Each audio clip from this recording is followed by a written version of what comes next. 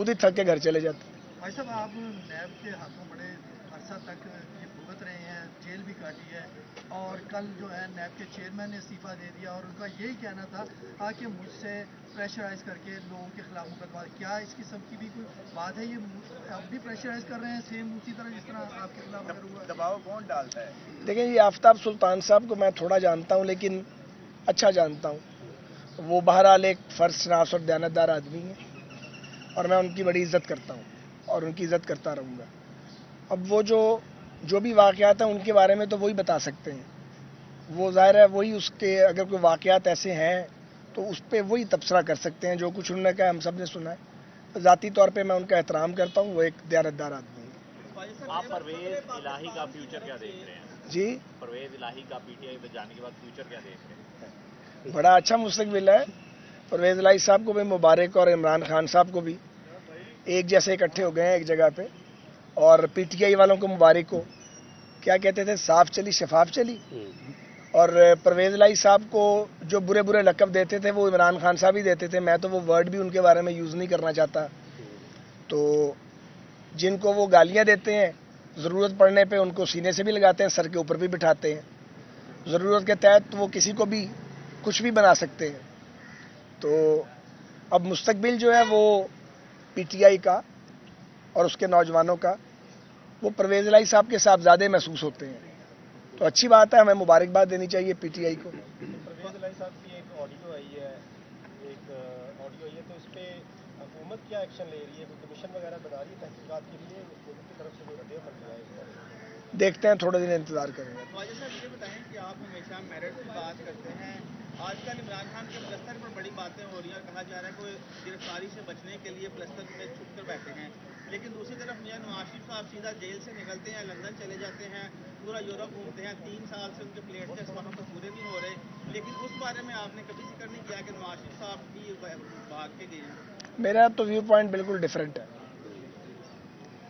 جب آپ قاتلوں کے گھیرے میں پھنس جائیں اور آپ کو پتا ہو کہ آپ کو مارا جا رہا ہے، تو وہاں سے بچ کے نکلنا چاہیے۔ میری ذاتی رائے ہے یہ۔ ان کی بیماری بھی ایک ریالٹی ہے، نواز شریف صاحب کی، وہ شدید بیمار تھے، اور ان کو عمران خان کی حکومت نے باہر جانے دیا تھا، کیونکہ وہ ان کو خطرہ ہو گیا تھا کہ یہ کہیں گلے نہ پڑ جائے سارا کچھ، خوشی سے باہر نہیں ان کو بھیجا تھا۔ تو وہ ان کی قسمت اچھی تھی کہ وہ بچ گئے، ان کی جان بچ گئی۔ مشرف دور میں بھی ان کے ساتھ یہی کچھ ہوا تھا، بڑی لمبی جیل کاٹ کے گئے ہیں۔ اس بگوڑے کی طرح تو نہیں جو بیٹھا ہوا ہے اور ضمان پار سے باہر نہیں نکلتا، اور عدالت ترلے منتیں کر رہی ہے کہ جناب آئیں ضمانت کرا لیں۔ یہ بھی ایک عجیب تماشا ہے کہ شاہد خاقان عباسی 20 پیشیاں بھگت چکا ہے۔ ایک پیشی پہ کل ٹریفک میں پھنس گئے، چند منٹ کی ڈیلے ہو گئی، ان کی تو ناقابل ضمانت وارنٹ جاری، اور عمران خان کے ترلے کیے جا رہے ہیں کہ آؤ آگے ضمانت کروا لو۔ یہ انصاف کا کیا نظام ہے؟ اس طرح نظام چلتے ہیں انصاف کے؟ اس طرح کس کا اعتماد قائم رہے گا اس نظام عدل پہ؟ اسی لیے یہ اعتماد ٹوٹ رہا ہے۔ حکومت بھی سعد رفیق جو ہے وہ انتقامی سیاست کے سخت خلاف ہے، لیکن اب جو وفاق میں حکومت آئی ہے، ایف آئی اے، اینٹی کرپشن، نیب، جتنے بھی ادارے ہیں وہ پی ٹی آئی کے رہنماؤں کو بلا رہے ہیں۔ پھر جو چننے مننے سے مقدمات ہیں وہ بھی دائر کیے جا رہے ہیں، شیخ رشید کو جس طرح گرفتار کیا گیا۔ تو کیا یہ انتقامی سیاست کی روش جو ہے وہ پاکستان میں ختم ہوگی؟ اور دوسرا، آرٹیکل 57 کے تحت جو صدر پاکستان نے کہا ہے کہ الیکشن کی تاریخ دے دی جائے، کیا انہوں نے اپنے اختیارات سے تجاوز کیا ہے اور وفاق کیا کرنے جا رہا ہے؟ یہ دو بالکل الگ سوال ہے۔ جو پہلا سوال ہے وہ میرے خیال میں بہت پرٹیننٹ ہے کہ سیاسی انتقام ختم ہونا چاہیے، لیکن اس کے لیے آپ کو حکومتوں کو ان کی طبی عمر پوری کرنی دینا ہوگی۔ جب عمران خان اور اس کے سہولت کار جو اسٹیبلشمنٹ میں تھے اور عدالتوں میں تھے، جب وہ یہ کھیل گندا کھیل رہے تھے ہماری منتخب حکومت کو گرانے کا، تو ہم بار بار یہ کہہ رہے تھے ہر فورم پہ کہ اگر آپ ہمیں غیر فطری طریقے سے نکالیں گے تو جو نظام آپ اپنانا چاہتے ہیں چلے گا وہ بھی نہیں۔ ایگزیکٹلی وہی ہوا نا، تو وہ نظام نہیں چلا۔ اب بات یہ ہے کہ یہ کھیل شروع نہیں کرنا چاہیے نا۔ جب آپ کھیل شروع کرتے ہیں تو پھر یہ نہیں ہو سکتا کہ جو بیج آپ بوئیں گے وہ کاٹیں گے نہیں۔ عمران خان کے ساتھ تو کچھ ہوا ہی نہیں ہے، کیا ہوا اس کے ساتھ؟ وہ محفوظ ہے، اللہ انہیں محفوظ رکھے، ان کا خاندان بھی بچا ہوا ہے۔ میاں نواز شریف، میاں شہباز شریف، مریم نواز شریف، حمزہ شہباز شریف، یوسف عباس شریف، ان کے خاندان کے لوگ جو جلا وطن ہو گئے ابھی تک جلا وطن ہیں، कलसूम नवाज शरीफ साहबा के साथ बीमारी की हालत में जो हुआ, पूरा खानदान तो उनको रगड़ा लगा दिया, फिर पूरी पार्टी और पार्टी के तमाम सीनियर लोगों को जेलों में डाला। हम तो नहीं चीखें मारते थे उस वक्त, हमारे साथ जुल्म हो रहा था, हमें रोते देखा कभी? हम तो 16-16 माह 18-18 माह बाद भी नहीं रोए। ये चौथे दिन चीखें मारने लगते हैं, टीवी पे आके कहते हैं हमारे बच्चे परेशान हो गए। आपके बच्चे हैं तो बाकियों के बच्चे नहीं थे? आपको शर्म हया नहीं आती थी उस वक्त? हम तो फिर भी इसकी हमायत नहीं करेंगे अगर किसी को गलत पकड़ा जाए।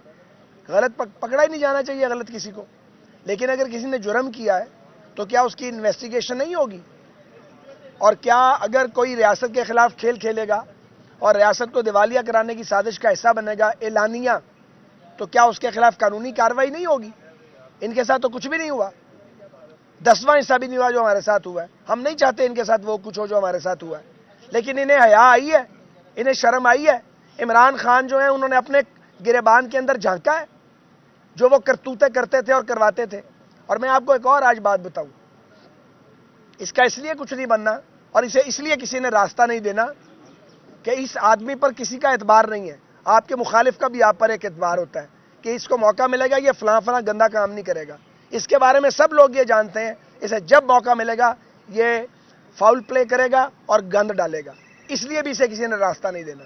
उसने किसी को कहा है कि मैं गड़बड़ नहीं करूंगा, मैं कानून से बाहर नहीं जाऊंगा। आज तक झूठ बोलता है, वो मुसलसल झूठ बोलता है, मुसलसल इंतकाम की बात करता है। तो उस आदमी को कौन रास्ता देगा?